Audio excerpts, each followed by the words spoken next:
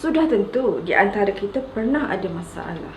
Namun setelah kita meluahkan perasaan, sama ada sedih, marah ataupun gembira kepada orang yang paling kita rapat atau yang kita percayai, tentu kita merasa lega.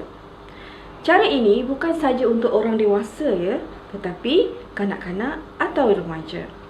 Kerana mereka juga mempunyai perasaan yang mahu ada orang mendengarnya. Biarpun kadang-kala luahan atau cerita anak-anak ini biasa-biasa saja, tetapi ia amat penting untuk memperkukuhkan jati dirinya. Most of the time, kita hanya mahu didengari. Itu sahaja. Betulkah kita membantu kesihatan anak-anak? Sekiranya ya, anda tergolong dalam kalangan bukan pendengar yang baik. Mengapa? Sebab kita tidak memberi peluang kepada mereka untuk memberi penjelasan. Malah sebaliknya, kita pula memintas dengan penjelasan kita. Contoh perbualan yang selalu kita lakukan, sudah, jangan banyak alasan. Mak kenal sangat dengan perangai kamu yang degil tu. Ataupun, jangan tipu mak, mesti kamu yang buat adik kamu menangis lagi, bukan? Dalam hemat kita, apa yang diluahkan anak itu hanya sekadar mengada-ngada dan belum tentu benarnya. Dan jika hemat kita benar sekalipun, cara ini juga pasti akan menyakitkan hati anak-anak kita. Apakah kesannya? Apabila situasi sebegini sering berlaku tanpa kita terlebih dahulu ingin memahami keadaan, anak-anak akan mula berasa bosan kepada kita. Mereka kecewa, perasaan mereka akan memberontak. Ia menyebabkan mereka hilang mood untuk berbicara, untuk berkongsi dan tidak ingin memberitahu lagi apa sahaja cerita kehidupannya kepada kita lagi. Mereka akan membenarkan apa sahaja kesimpulan kita terhadapnya, sehinggakan melakukan betul-betul perilaku seperti yang dituduh oleh kita. Kesannya amat besar ya. Anak-anak sudah tidak mahu lagi mendengar nasihat kita lagi. Apabila kita mahu bercakap dengan mereka, mereka meninggalkan kita sebelum sempat kita habis bercakap dengan mereka. Mahukah kita membiarkan anak-anak mencari teman lelaki atau teman wanita atau kawan-kawan yang berisiko untuk meluahkan masalah? Jadilah pendengar yang setia sebelum terlambat. Bagaimana ibu bapa harus menjadi pendengar yang baik kepada anak-anak? Golden rule dalam mendidik anak-anak adalah kita harus memberi contoh terlebih dahulu. Benar, supaya anak-anak mendengar cakap kita. Kita yang terlebih dahulu harus mendengarkan apa yang dikatakan oleh mereka. Menjadi pendengar yang baik bermakna kita harus sanggup, pertama, diam, yang kedua, mendengar dengan aktif. Dengan cara ini, secara tidak langsung kita juga mendidik anak-anak kita agar mendengar setiap kata-kata dan nasihat kita. Antara salah satu kemahiran komunikasi yang berkesan dengan anak tetapi jarang dapat dilakukan oleh kebanyakan ibu bapa adalah kemahiran untuk diam. Maksudnya di sini, kita tahu bila waktu kita perlu diam bagi memastikan kita kekal sentiasa berpengaruh. Sebenarnya kemahiran ini tidaklah sukar. Kita hanya perlu memberikan perhatian dan perlu menunjukkan minat semasa anak kita sedang bercakap. Ketika anak-anak datang bertanyakan sesuatu perkara kepada kita, adakah kita melayan mereka? Anak-anak datang bertanya, bukan mengganggu kita. Memang kadang-kala kita menganggap anak-anak kita sebagai pengacau kerana pertanyaan mereka langsung tidak penting atau bicara kosong.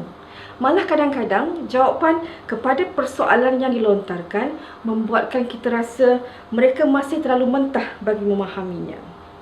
Daripada kajian yang dijalankan oleh pakar kanak-kanak, apa yang didapati adalah sebenarnya kanak-kanak sedang belajar melalui interaksi mereka dengan orang lain dan masyarakat sekeliling. Semakin ramai orang yang kanak-kanak berinteraksi, semakin banyak ilmu yang dipelajari oleh mereka. Jadi, mengapa kita harus merencatkan proses pembelajaran mereka? Bagaimana ibu bapa nak mendengar secara aktif?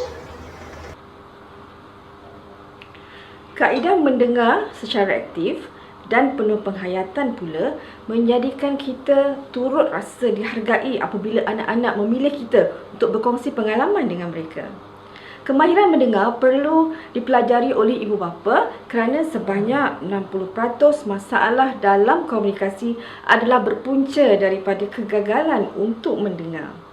Aktiviti mendengar sering disalaherti dengan hear, iaitu hanya perbuatan mendengar tanpa memahami dan merasai perasaan orang yang sedang bercakap. Sebaliknya, kaedah mendengar yang sebenar adalah listening, satu kemahiran yang perlu dipelajari. Ia melibatkan proses memahami apa yang dengar dan dalam masa yang sama cuba merasai situasi penyampai tersebut. Terdapat beberapa peraturan mendengar yang efektif bagi memastikan komunikasi antara ibu bapa dan anak-anak berkesan. Yang pertama, apabila anak bercakap, ibu bapa perlu berhenti bercakap dan beri tumpuan untuk mendengar sepenuhnya maklumat yang hendak disampaikan. Yang kedua, pada masa yang sama, tunjukkan minat melalui isyarat bukan lisan seperti angguk, ekspresi muka dan sebagainya. Yang ketiga, lakukan kontak mata dan buatkan individu tersebut berasa selesa untuk berkongsi. Dan yang terakhir, selain pada itu, elakkan tindakan yang mengganggu seperti perlakuan mengetuk-mengetuk meja, tengok jam, menyampuk, kerana ia membuatkan anak tersebut merasakan mereka tidak dihiraukan. Untuk memberi kepuasan dan tidak timbul salah faham kedua-dua belah pihak, ibu bapa dan anak, jika anak ingin menceritakan apa yang mereka rasai dan masa pula tidak mengizinkan, beritahu anak-anak bahawa perbincangan tersebut akan dilakukan kemudian. Dalam proses mendengar secara aktif, tujuan ibu bapa mendengar adalah benar-benar untuk membantu anak mereka mengatasi masalah. Selain itu, mereka sentiasa bersedia untuk menerima pendapat anak walaupun besar kemungkinan pandangan anak dan ibu bapa adalah berbeza. Pesanan tuan. Abu Darda pernah menyatakan, cukuplah dosa untuk kamu yang suka berbantah-bantah dengan orang lain. Kita ibu bapa mereka. Pada dasarnya, mereka menganggap kita ini sebagai tempat mengadu dan penyelesaian masalah yang diharap-harapkan. Mereka mengharapkan kita mendengar konflik yang sedang mereka hadapi. Maka, dengarlah sambil memberi tanggapan yang positif.